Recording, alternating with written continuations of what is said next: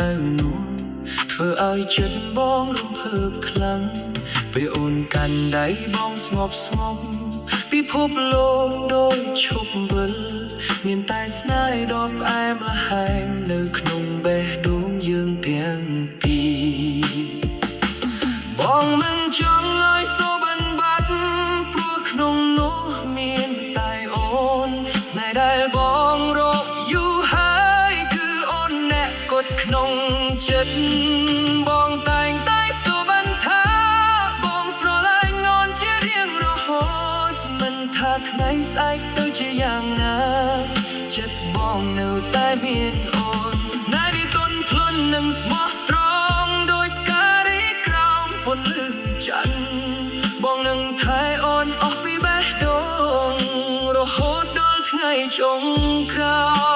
យពេលខ្យល់ត្រជាក់បក់កាត់បងនៅតែនឹកអូនគ្រប់ពេល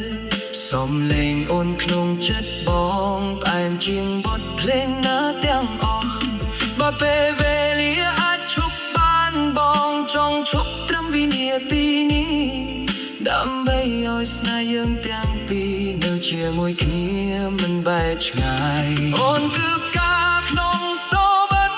អូនគឺពន្លឺក្នុងជីវិត